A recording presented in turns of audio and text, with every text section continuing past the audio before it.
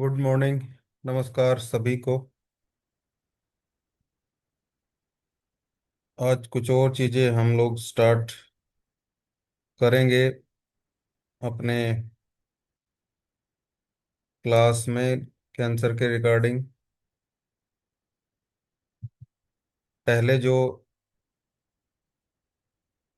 थोड़ा हमने कल डिस्कस किया था उससे कुछ आगे बढ़ेंगे। और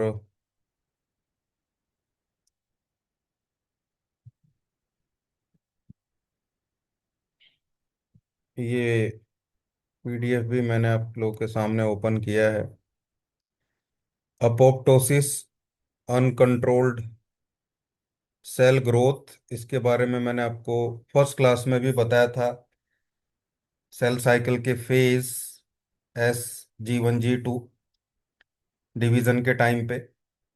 तो ट्यूमर और कैंसर में ये प्रॉब्लम देखने को मिलती है। ये पूरा फेज डिस्टर्ब हो जाता है और अपोप्टोसिस प्रॉपरली काम नहीं करता है। अपोप्टोसिस मतलब नेचुरल सेल डेथ का जो, इसको प्रोग्राम्ड सेल डेथ बोलते हैं।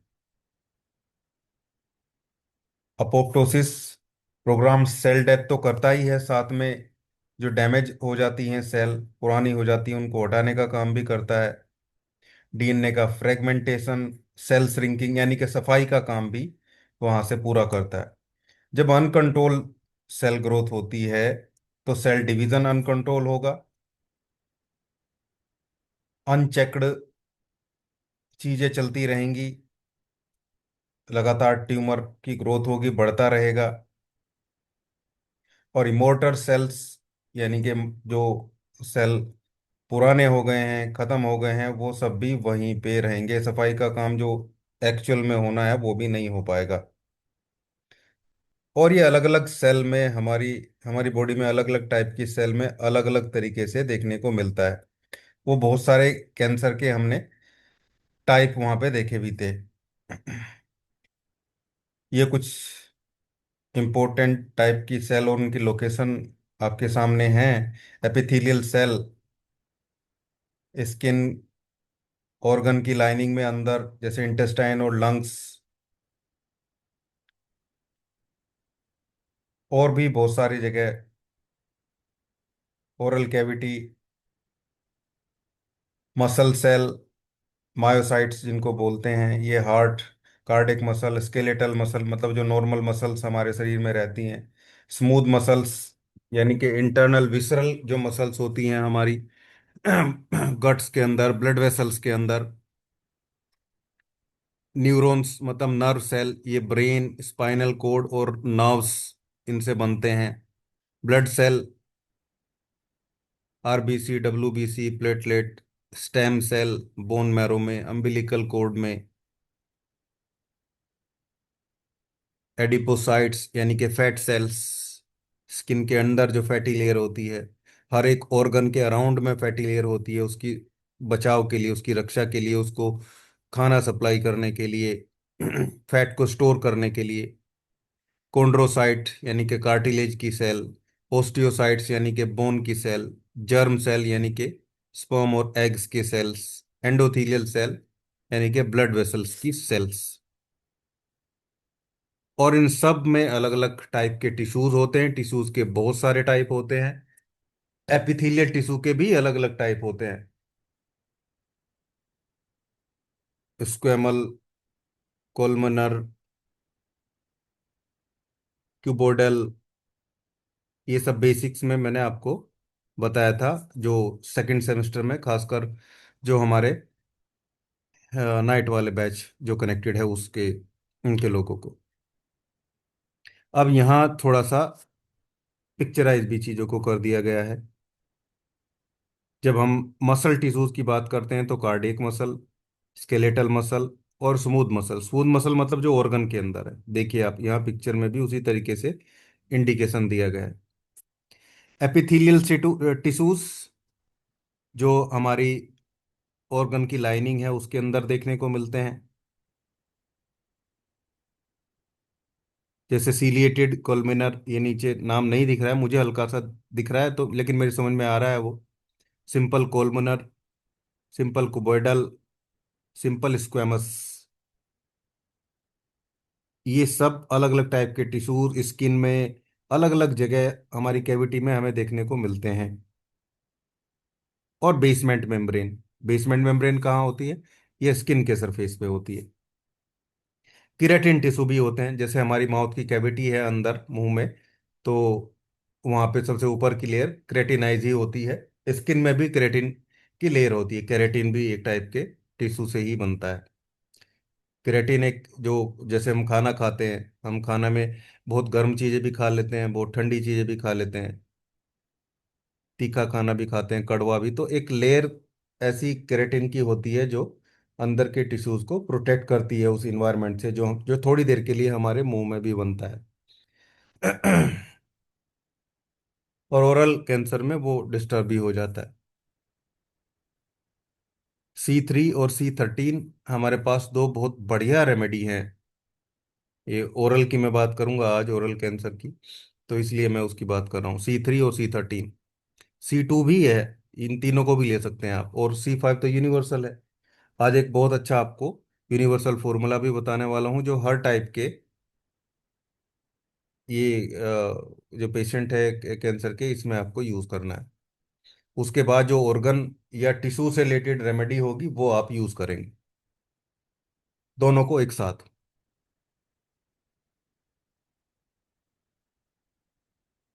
आगे बढ़ते हैं।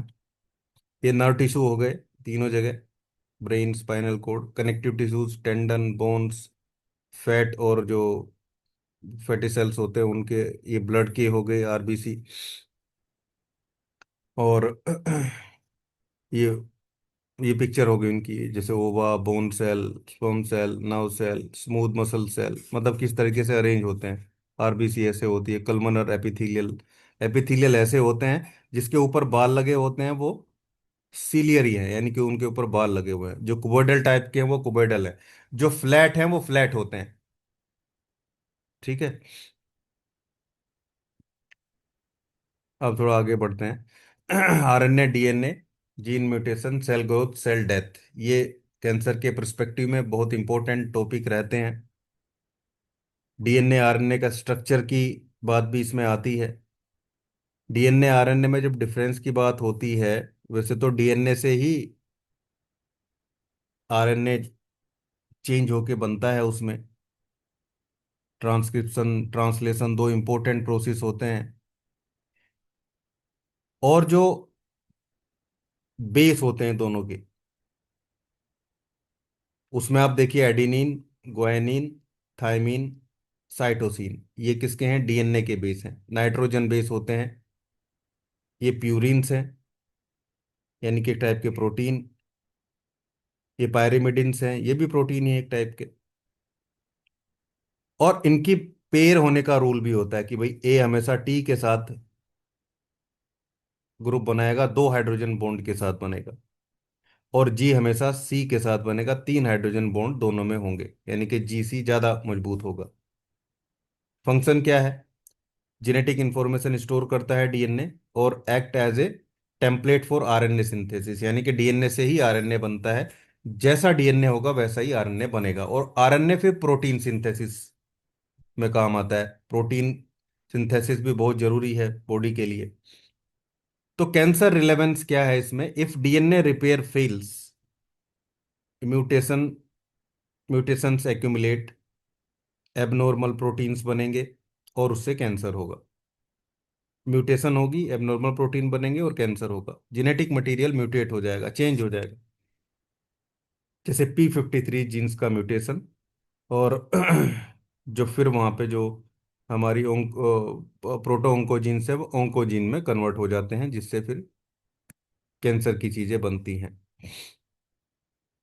यही आप देखेंगे कि थायमीन की जगह आरएनए में जो बेस मटेरियल है, ये इनके बेंजीन रिंग भी दिए हुए हैं, थायमीन की जगह यूरेसिल आ जाता है। ये डबल हेलिक्स है, और ये सिंगल हेलिक्स है, यानी कि डबल लेयर है, ये सिंगल लेयर है। और इसमें ये डायरेक्ट बॉन्ड नहीं बनाते हैं, ये जो न्यूक्लियो बेस है, इनको न्यूक्लियो बेस बोलते हैं हम। ये न्यूक्लियो बेस जो है वो डायरेक्ट एक दूसरे के साथ बॉन्ड नहीं बनाते हैं। जब आरएनए मटेरियल कहीं से बैंड होता है या कोई सर्कल बनता है, तब ये एक दूसरे के साथ जो बॉन्ड है वो बना सकते हैं, नहीं तो नॉर्मली ये सिंगल स्पाइक प्रोटीन की तरह वहां पे काम करते हैं, नाइट्रोजनस मटेरियल के तरीके से। अब आरएनए के बारे में थोड़ा सा देखें। सिंगल स्ट्रक्चर है। राइबोस शुगर, मतलब उसका जो कार्ब्स का मेन मटेरियल है वो राइबोस है, उसका डीऑक्सी राइबोस है। डीएनए मतलब डीऑक्सी राइबोस न्यूक्लिक एसिड, और ये क्या है, ये है राइबो न्यूक्लिक राइबोस या राइबो न्यूक्लिक एसिड। ये इसके बेस मटेरियल हो गए, दो प्यूरिन, एडेनिन और ग्वानिन, और पिरामिडिन इसमें यूरेसिल और साइटोसिन है। थाइमिन इसमें नहीं है, थाइमिन रिप्लेस बाय यूरेसिल हो जाता है जब उसका ट्रांसक्रिप्शन होता है। इसके तीन टाइप है, एमआरएनए, टीआरएनए और आरआरएनए।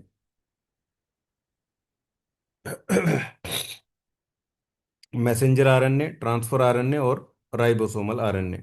तीनों के फंक्शन अलग अलग हैं। डीएनए से जेनेटिक मटेरियल को लेके और राइबोसोम तक, सेल के अंदर जो राइबोसोम होता है उस तक लेके जाने का काम मैसेंजर आरएनए करता है। और अमाइनो एसिड्स मतलब प्रोटीनियस कंपोनेंट को राइबोसोम तक ले जाने का काम ट्रांसफर आरएनए करता है। राइबोसोमल आरएनए राइबोसोम का स्ट्रक्चर को डिसाइड करने में, उसको बनाने में इंपॉर्टेंट रोल प्ले करता है। लेकिन इंपॉर्टेंट चीज है कि कैंसर रिलेवेंस क्या है। एबनॉर्मल मैसेंजर आरएनए यानी कि फॉल्टी ट्रांसलेशन और ऑन्कोप्रोटीन प्रोडक्शन, वही ऑन्कोजीन प्रोटो ऑन्कोजीन जो है वो ऑन्कोजीन में बन जाएंगे। ठीक है, डीएनए से आरएनए ट्रांसक्रिप्शन, फिर आरएनए से आगे सिंथेसिस होना, वो ट्रांसलेशन। तो ट्रांसलेशन का प्रोसेस गड़बड़ हो जाता है, जैसे ल्यूकीमिया का यहाँ पे बताया गया है। और जीन क्या है, जीन वही डीएनए का सीक्वेंस है, एक टाइप का कोड है, स्पेसिफिक टाइप के प्रोटीन का कोड है, जो स्पेसिफिक चीजों को डिसाइड करने में हेल्प करता है, और उसके अकॉर्डिंग ही चीजें करते हैं, जिसको जीन बोलते हैं या जेनेटिक मटेरियल हम बोलते हैं, जो डीएनए में सेव रहता है। आरएनए के थ्रू आगे फिर वो उसी टाइप के प्रोटीन बनाता है जिस टाइप का उसमें मटेरियल सेव है, यानी कि जेनेटिक हेरिडेटरी चीजें जो आती है। और प्रोटो ऑन्कोजीन और ट्यूमर सप्रेसर जीन, ये मैंने फर्स्ट क्लास में भी आपको बताए थे, जो शरीर में कैंसर को होने नहीं देते हैं या ट्यूमर को बनने नहीं देते हैं। प्रोटो ऑन्कोजीन एक normal genetic material, normal gene है जो ग्रोथ को कंट्रोल करता है। जैसे आरएएस म्यूटेशन होने से ऑन्कोजीन अनकंट्रोल्ड ग्रोथ क्रिएट कर सकते हैं, अगर प्रोटो ऑन्कोजीन ऑन्कोजीन में कन्वर्ट हो जाए, यानी कि म्यूटेट हो जाए। Tumour suppressor gene halt growth, यानी कि P53 और RB. P53 tumour suppressor gene है और आरएएस प्रोटो ऑन्कोजीन है। तो अगर ट्यूमर सप्रेशन जीन में म्यूटेशन होता है या अपने फंक्शन को लॉस करता है, तो no brake on cell cycle, जो सेल साइकिल चलती है, नए जो बनते ही रहते हैं, बनते ही रहते हैं, सेल ग्रोथ में वो लगातार बनते रहेंगे, लगातार सेल डिवीजन होती रहेगी। तो ये दो चीज भी अगर याद रखें तो बहुत कुछ चीजें हम टेक्निकली सीख जाते हैं। प्रोटो ऑन्कोजीन्स का ऑन्कोजीन में कन्वर्जन, यानी कि आरएएस का अनकंट्रोल्ड तरीके से म्यूटेट होना, और ट्यूमर सप्रेसर जीन यानी कि P53 जीन का फंक्शन लॉस कर देना और अनकंट्रोल्ड सेल डिवीजन होते रहना। तो ये सब कैंसर का रिलेवेंसी है। एग्जाम्पल में भी दिया, P53 mutation in 50% of cancer, ज्यादातर कैंसर में P53 जेनेटिक या जीन का म्यूटेशन ही देखने को मिलता है। अब म्यूटेशन क्या है? Mutation is a permanent change in DNA genetic sequence, जो डीएनए में सेव जेनेटिक सीक्वेंस है उसमें परमानेंट चेंज हो जाना, जेनेटिक मटेरियल का डिस्टर्ब हो जाना। और ये जो चेंज है ये जीन एक्सप्रेशन, प्रोटीन स्ट्रक्चर या फंक्शन को बदल सकता है, जो डीएनए से रिलेटेड चीजें हैं, उनके इन चीजों को ये चेंज कर सकता है। और अगर ये चेंज क्रिटिकल जीन्स, जैसे कि अभी मैंने आपको बताया ऑन्कोजीन या ट्यूमर सप्रेसर जीन में हो जाए, तो कैंसर का कारण बनता है। और यही म्यूटेशन है, जैसे P53 जीन, एपोप्टोसिस का रुक जाना, और जो सेल का सर्वाइवल है वो डिस्टर्ब हो जाता है पूरे तरीके से, और ट्यूमर का जो फॉर्मेशन है वो बन जाता है। अब म्यूटेशन भी अलग अलग टाइप के होते हैं। पॉइंट म्यूटेशन है, फ्रेम सेल म्यूटेशन है, डुप्लीकेशन है, मतलब डीएनए के एक हिस्से कोई डुप्लीकेट डुप्लीकेट हो जाता है और वो गलत गलत तरीके से बिहेव करता है। तो जैसे पॉइंट म्यूटेशन है, फिर पॉइंट म्यूटेशन के भी अलग अलग टाइप हैं। साइलेंट म्यूटेशन, मिजेंस म्यूटेशन, नॉनसेंस, ये मिजेंस और ये नॉनसेंस म्यूटेशन, इन सब में अलग अलग चीजें होती है। साइलेंट म्यूटेशन मतलब बेस चेंज होता है लेकिन अमीनो एसिड नहीं बदलते, जो बेस मटेरियल है, एडेनिन और ग्वानिन, लेकिन अमीनो एसिड जो है वो नहीं बदलते हैं।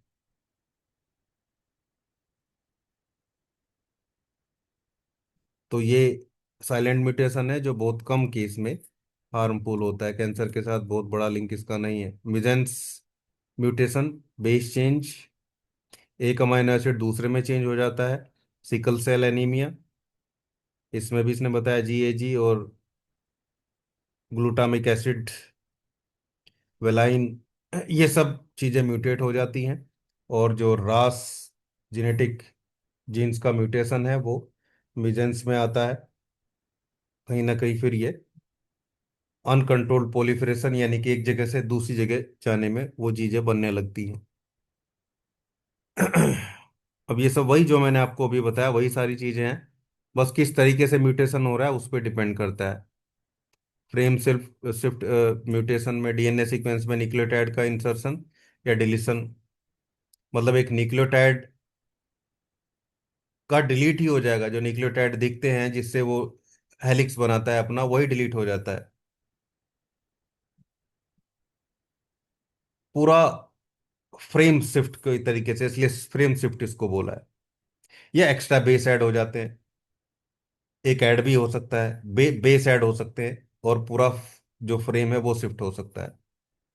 उससे बेस पेयर मिसिंग हो सकता है, जैसे कोलन कैंसर, ब्रेस्ट कैंसर, ये सब डीएनए के सीक्वेंस में चेंज होने की वजह से देखने को मिलता है। डुप्लीकेशन मतलब डीएनए का एक हिस्सा ही चेंज होना, ये भी ब्रेस्ट कैंसर में देखने को मिल सकता है।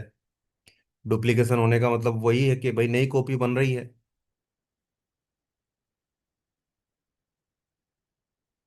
ऐसा ही एम्प्लीफिकेशन का प्रोसेस भी होता है, इसमें जीन की कॉपी बनती है।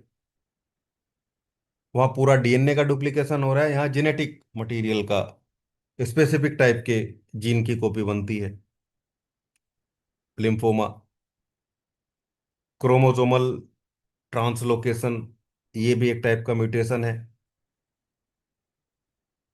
ल्यूकीमिया, लिम्फोमा, ये सब चीज़ों में ये रहता है। ये सब जेनेटिक जो मटेरियल है उससे रिलेटेड कोडिंग ही हमें देखने को मिलती है।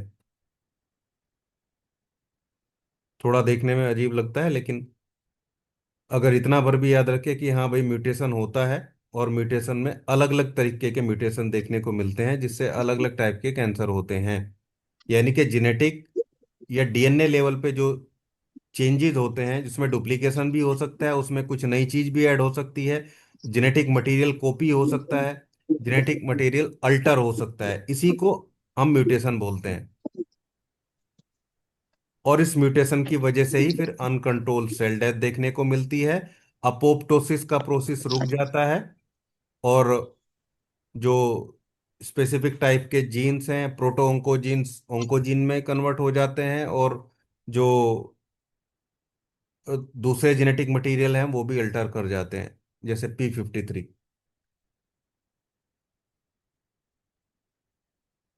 तो ये सब अलग टाइप के म्यूटेशन हमें देखने को मिलते हैं। बाद में एक सिंपल सी टेबल भी है, ये भी आप देख सकते हैं कौन से जीन का म्यूटेशन रहता है। ये सब जेनेटिक कोड ही हैं।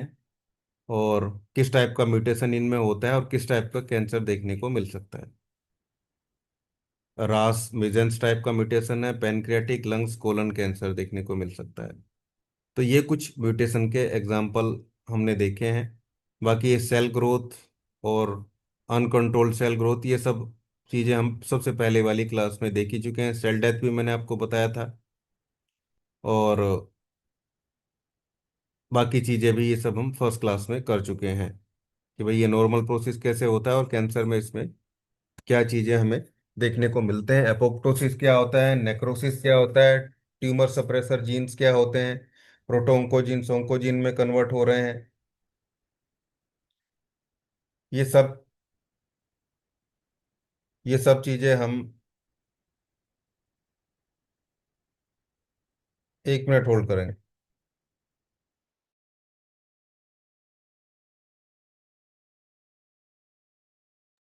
तो ये सब प्रोसेस हम लोग देखते हैं और उसमें ही हमें उतनी टेक्निकलिटी, मेडिकल टेक्निकलिटी मिल जानी चाहिए कि भाई हम उन चीज़ों को समझ सकें कि एक्चुअल में हुआ क्या है। और इन ये सब बेस थ्योरी है। बेस थ्योरी का मतलब वो है कि ये जैसे जनरल नॉलेज होती है ना एक फिजिशियन के लिए, एक नॉर्मल मेडिकल प्रोफेशनल के लिए, ये वो सारी चीज़ें हैं।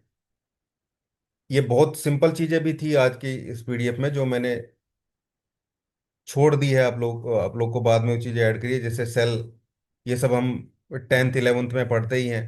Prokaryotic cell, eukaryotic cells, nucleus होता है, न्यूक्लियस नहीं होता है, न्यूक्लियस के अलग अलग पार्ट, ऑर्गेनिल्स जो सेल में होते हैं, सॉरी सेल के अलग अलग पार्ट जो सेल के अंदर होते हैं। ये सब बहुत बेसिक चीज़ है और सब हमने किया भी था। एडवांस जो लोग हैं उनको, उनके उसमें ऑलरेडी हो चुका है। डीएनए आरएनए भी वहाँ पे मैंने ठीक ठाक आपको बताया था। म्यूटेशन से इसलिए मैंने ये स्टार्ट किया था आज। अब हम एक एग्जांपल लेते हैं आज का, ट्रीटमेंट की तरफ वाले केस में। और just a minute.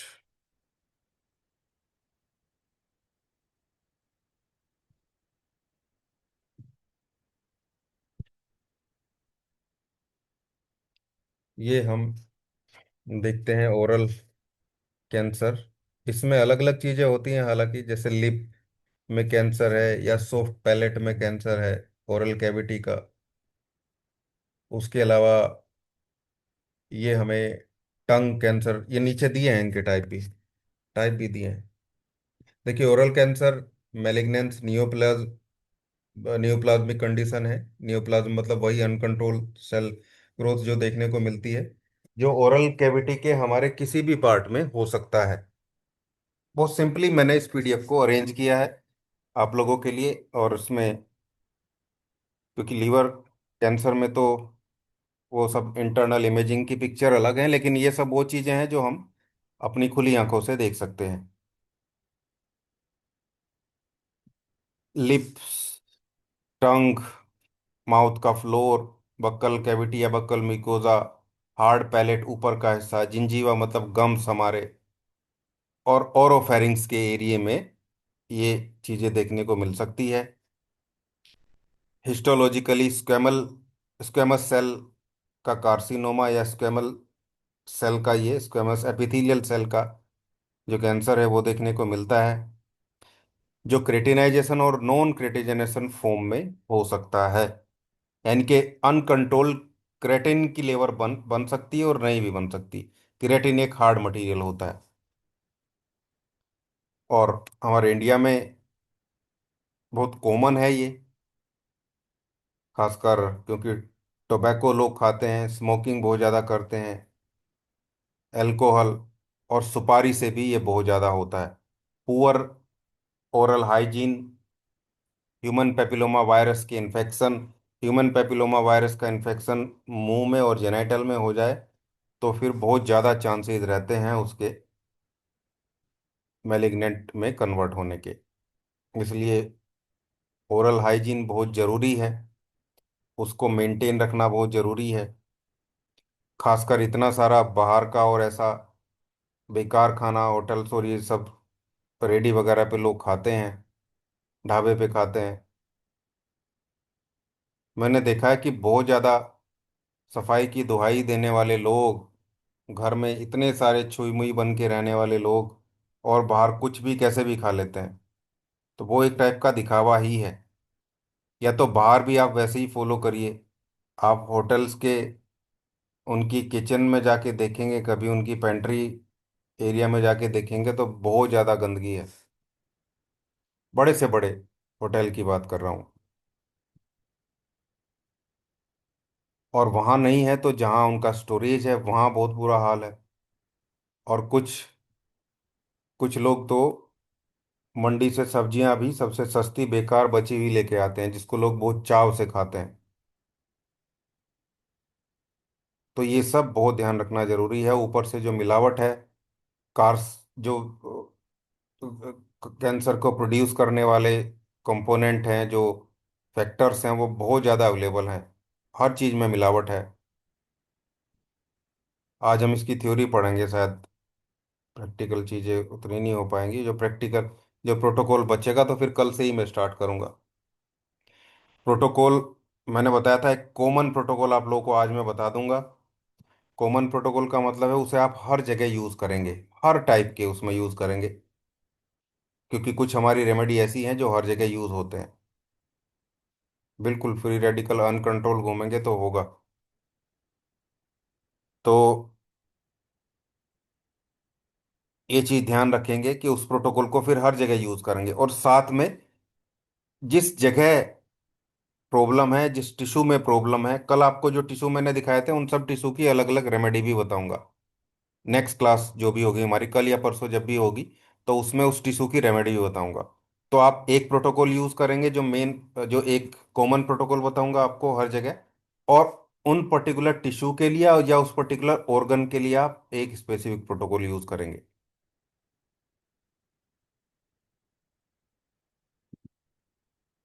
Free radical बहुत सारी चीज़ों से बनते हैं, स्ट्रेस से भी, जब भी इन्फ्लामेशन होगी तो फ्री रेडिकल्स घूमेंगे शरीर में। ओरल कैंसर के टाइप हो गए, लिप कैंसर, जैसे लोअर लिप, और जो सन, बहुत ज़्यादा सन एक्सपोजर और स्मोकिंग से हो सकता है। टंग कैंसर, ये भी कॉमन है। बक्कल मिकोजल कैंसर, अंदर जो मुंह में होता है, ये सब चबाने से हो सकता है। फ्लोर ऑफ द माउथ, ये भी हाई मेटास्टेटिक पोटेंशियल रहता है इसका। ये भी तंबाकू, ये ज़्यादातर तंबाकू और इन सब चीज़ों के खाने से होते हैं। और इंडिया में कुछ तो स्पेसिफिक रीजन है, जैसे बिहार है, जैसे बंगाल है, उड़ीसा का कुछ एरिया है, और ईस्टर्न यूपी है। इस एरिया में बहुत ज़्यादा लोग तंबाकू का यूज़ करते हैं। इवन मैंने देखा है उन लोगों के, हमारे ग्रुप में भी बहुत सारे लोग उधर से होंगे, जो मंजन होता है, टूथ पाउडर होता है, उसमें भी तंबाकू होता है। ये कल्चर पता नहीं कहाँ से कैसे आया, इंडिया का तो ये है नहीं। ये एक तरीके की व्यसन ही है, जो पता नहीं इस एरिया में कैसे आया, किस तरीके से आया। बहुत समृद्ध एरिया, जिस एरिया की मैं बात कर रहा हूँ, ये मुगल इन्वेजन से पहले इंडिया का सबसे समृद्ध एरिया था। सबसे समृद्ध एरिया, मगध वाला एरिया जो था।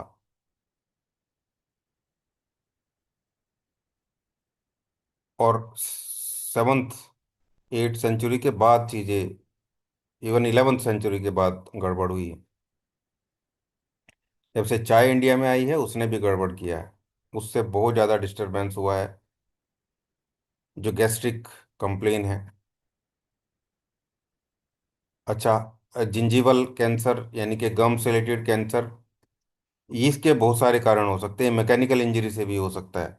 इवन टंग कैंसर भी मैकेनिकल इंजरी से हो सकता है, यानी कि टंग कहीं से कट जाए, कटने के बाद फिर जो कार्सिनोजीनियस जो फैक्टर हैं, वो मतलब वो ऐसी चीज़ें खाता रहे तो गड़बड़ होती है। खाने में हल्दी होना बहुत ज़रूरी है। हल्दी फ्री रेडिकल्स को रिमूव करता है, इन्फ्लामेशन को कम करता है, और जो खराब मटेरियल खाएं उसको बाहर निकालता है। तो इसलिए ये कल्चर है इंडिया का, हर खाने में हल्दी होती है, चाहे वो कुछ भी खाना है।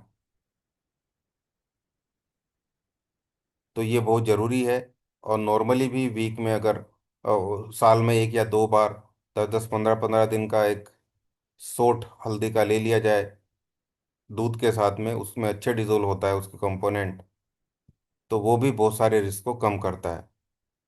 अब करते हैं causes and risk factor. Life style factor में टोबैको, स्मोकिंग, चेविंग, ये सब डीएनए म्यूटेशन को इंड्यूस करते हैं, कोज करते हैं। बीटल नट यानी कि सुपारी, पान मसाला, इससे मैकेनिकल इरिटेशन होता है, सुपारी से बिल्कुल मैकेनिकल इरिटेशन होता है।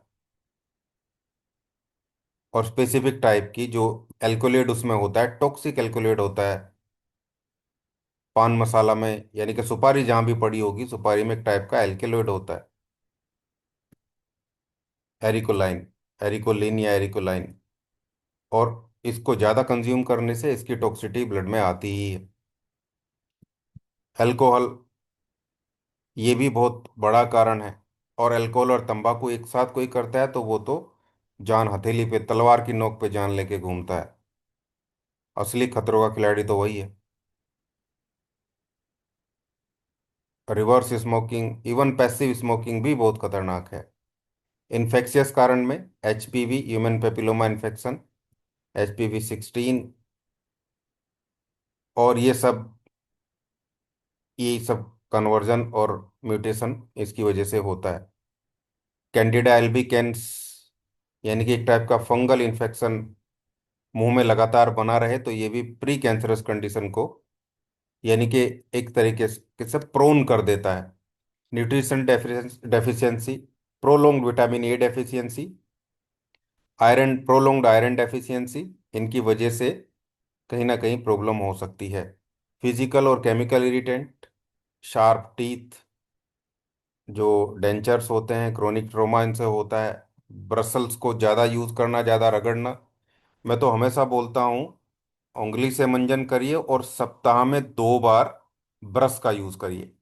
डेली मंजन करिए, दांत साफ डेली करिए, उंगली से दिन में 2 बार करिए, सुबह को भी रात को भी। लेकिन ब्रसल्स या ब्रश का यूज़ सप्ताह में 2 बार या ज़्यादा से ज़्यादा आप 3 बार कर सकते हैं, 7 दिन में 3 बार। मैं तो 2 बार ही कहूँगा, लेकिन टूथ पाउडर या पेस्ट, पाउडर ही यूज करिए। ज्यादातर हर्बल पाउडर बहुत सारे आते हैं, उनका यूज कर सकते हैं, घर में भी बनाए जा सकते हैं। और जैसा कि आज का एनवायरनमेंट है, जो हम खाना खा रहे हैं तो उसके लिए ब्रश भी जरूरी है। इतना खराब मटेरियल यूज कर रहे हैं तो आप जो है वीक में 2 बार ब्रश भी करना चाहिए। ये प्री कैंसरस लीजनस कंडीशन होती है, जिसको पहचान जाए तो चीज़ें, लाइकन प्लानस भी कई बार गड़बड़ कर देता है, हालांकि ये नॉन कैंसरस चीज़ है। ओरल लाइकन प्लानस जो होता है, अभी मीटिंग एंड हो जाएगी, दोबारा कनेक्ट नहीं करेंगे, एक एक पार्ट में ही मैं आप लोगों को लेके चल रहा हूँ। डेली ऐसे ही आधा घंटा हम डिस्कस करेंगे। जब तक हमारा सेकंड सेमेस्टर स्टार्ट नहीं होता हम इसको डिस्कस करते रहेंगे, फ्री ऑफ कॉस्ट। ऐसे ही इसमें कोई, मैं किसी से ले नहीं रहा हूँ, बस आपको नॉलेज जितनी मिलती है वो लेते रहिए। बहुत सारी चीज़ें डिस्कस कर लेंगे हम अगले 7 8 दिन। 7 दिन तो चले, एक वीक तो और चलेगा ही ये, मतलब 6 7 क्लास और मान के चलिए इसमें। एक एक लाइन में आपको दे दूंगा कि कैसे आपको पेशेंट को लेना है अपने। उसके बाद फिर हम सेकंड सेम में जो जो लोग होंगे उनकी तैयारी करेंगे। आगे फिर हम इसके स्टेज वाइज सिम्टम्स को देखेंगे, पैथोफिजियोलॉजिकल कंडीशन को देखेंगे, और जो जो चीज़ मैं आपको बता रहा हूँ एक कॉमन प्रोटोकॉल और इसका स्पेसिफिक प्रोटोकॉल ओरल कैंसर का, वो हम अगली क्लास में लेंगे।